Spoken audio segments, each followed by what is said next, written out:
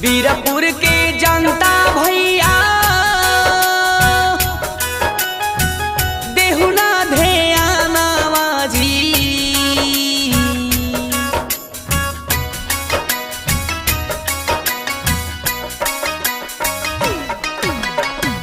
बीरपुर के जनता भैया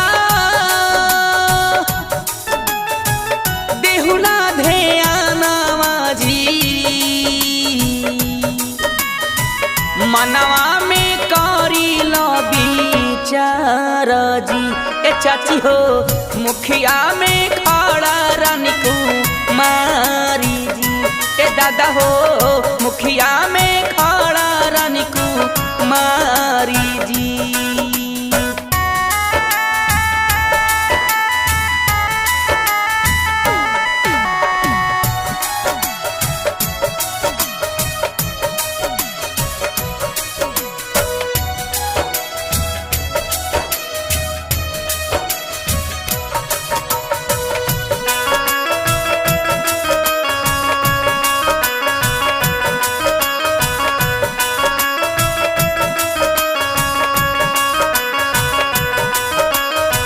जीती हैं ताबान जाई हैं गली नाली रोड हो। एक बार दे के देखो रानी जी के वोट हो। ए भैया जीती हैं ताबान जाई हैं गली नाली रोड हो। एक बार दे के देखो इनका के वोट हो। सारा पंचायत में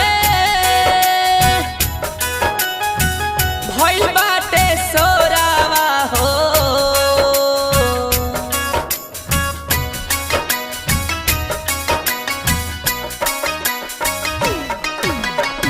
सारा पंचायत में भइल बाटे सोरावा हो। रानी जी भाभी उम्मीदवार जी। ए चाचा जी मुखिया में खड़ा रानी कुमारी जी। ए चाचा हो मुखिया में खड़ा रानी कुमारी जी।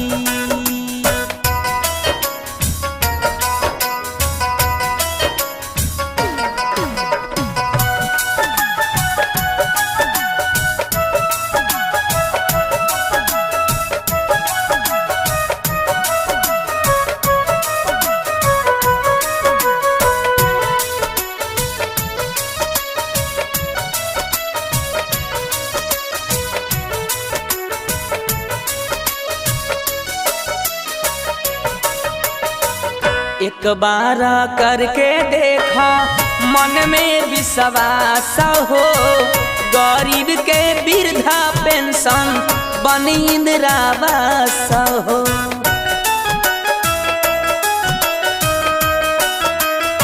ए चाचा एक बार करके देखा मन में विश्वास हो। गरीब के वृद्धा पेंशन इंदिरा आवास हो। यादव हो अर्जुन राय के इहे आराधिया जी।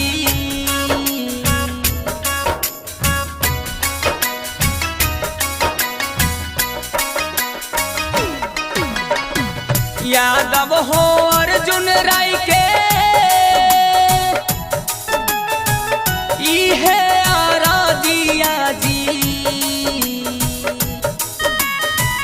मनवा में करी लो विचार जी।